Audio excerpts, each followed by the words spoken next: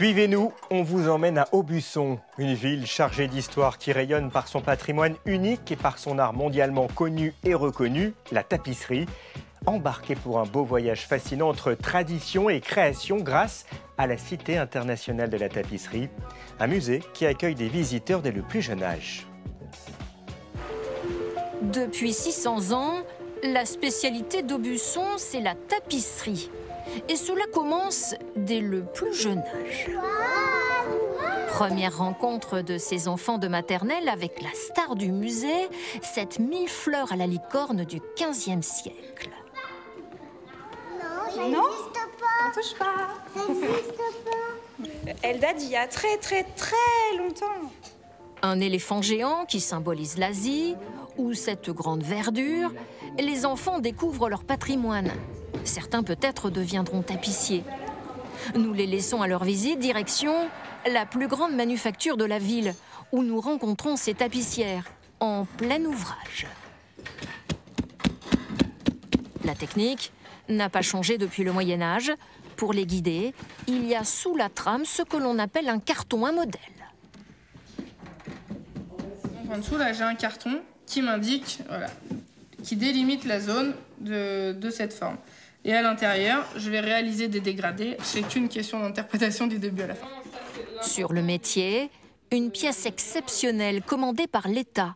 Un portrait de Georges Sand, ici allongé en gros plan, qui retrace sa vie sur 23 mètres de long. À raison de 5 cm tissés par jour, il y en a pour 2 ans de travail. Bonjour. Aujourd'hui, alors, comment ça va? Elles ont rendez-vous avec Delphine Mangeret. C'est elle qui a dessiné le carton et qui les accompagne au long cours. Oui. Donc là, la chenille, il faut lui donner un effet collage, il faut qu'elle se détache du fond. Ensemble, on continue à réfléchir à quelle forme on va donner à cette tapisserie, parce que c'est vraiment sur le métier à tisser que les choses se passent. Et son travail ne s'arrête pas là. Nadia? La voici maintenant chez cette teinturière. En plus du dessin, il faut réussir à interpréter au mieux les couleurs de l'œuvre, que l'on obtient par de savants mélanges de pigments. Pour qu'il reste dans le turquoise, j'ai mis que du turquoise, parce que tu sais pas faire le premier. Oui. On va choisir la fibre et on va choisir la teinte en fonction de ce qu'on veut faire passer au niveau du sens, mais aussi au niveau des émotions. Donc parfois, il y a des choses qu'on va délibérément éteindre, calmer ou faire ressortir d'autres choses. Et quand c'est fini, ça donne ça, des couleurs et un peu d'émotion pour ces ouvrières. Ce jour-là, elles découvrent leur tapisserie pour la première fois. Vous la découvrez en fait, votre tapisserie? Voilà, exactement, oui, en Tout à fait, totalité, oui, parce qu'on travaille vraiment sur un extrait, et là de l'avoir vraiment entièrement, c'est vraiment sympa. Des œuvres pour les particuliers à quelques milliers d'euros, ou des commandes d'État auprès d'artistes contemporains, comme ce château ambulant en hommage à Hayao Miyazaki. Aubusson a su s'adapter pour préserver son savoir-faire. Un savoir-faire unique, niché au cœur de la Creuse, la tapisserie d'Aubusson est inscrite au patrimoine immatériel culturel de l'UNESCO et pour cause, ce tour de main ancestral est transmis depuis le Moyen-Âge. On l'a vu à l'instant dans le reportage précédent. Ici, chaque fil nous raconte une histoire ancienne ou plus récente avec des créations qui traversent le temps, dialoguent avec le passé et le présent. Des tapisseries chargées d'histoire et de symboles, souvent audacieuses et innovantes, comme nous le rappelle Alice Bernadac, conservatrice de ce musée. Je suis entourée d'œuvres du XXe siècle et d'œuvres contemporaines également. J'ai par exemple juste derrière moi un carton de tapisserie de Jean Lurçat qui date des années 1930, qui s'appelle Jardin de Coq.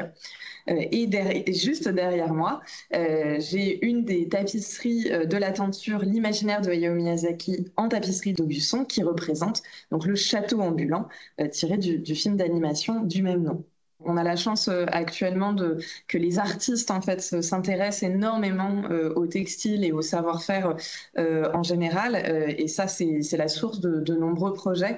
On reste quand même sur un savoir-faire qui s'inscrit dans le temps long. En moyenne, on a l'habitude de dire qu'une personne expérimentée qui ne fait que tisser toute la semaine va tisser à peu près 1 mètre carré par mois. Bien sûr, ça dépend de la complexité de l'œuvre. C'est relativement rapide comme rythme de tissage. Mais pour donner vie à une œuvre comme celle qui se trouve derrière moi et qui fait 25 mètres carrés, je vous laisse faire le calcul.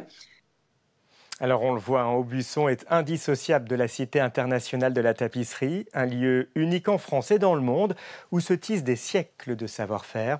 Véritable écrin culturel, ce musée célèbre l'art du tissage avec un parcours immersif à travers l'histoire de cette tradition. La Cité de la tapisserie qui prépare en ce moment même une nouvelle création de plus de 23 mètres de long dédiée à George Sand. On l'a vu dans le premier reportage. Les 150 ans de la disparition de l'auteur seront célébrés l'année prochaine. L'occasion de faire naître une immense fresque qui grandit de jour en jour. Regardez. Les spectateurs vont pouvoir voir cette tapisserie de face, mais aussi vont pouvoir la voir sur l'envers. Donc il y a tout un jeu imaginé par l'artiste avec une déambulation dans cet hommage à George Sand et qui va se faire aussi bien sur le recto que sur le verso. George Sand que l'on peut par ailleurs découvrir grâce à une application mise en place par la Cité internationale de la tapisserie. L'idée, prendre l'image en photo et se laisser guider ensuite entre quiz et dialogue avec l'auteur, grâce notamment à l'intelligence artificielle. Chaque jour, vous le savez désormais, nous vous proposons d'aller un petit peu plus loin, aux alentours. Aubusson est par exemple à 40 minutes de Chambon-sur-Voueize, dans la campagne creusoise. Avec son abbatiale du XIIe siècle, son pont roman et son label de plus beau village de France, ce site ne vous laissera pas indifférent, c'est absolument certain. Bon après-midi sur France Télévisions.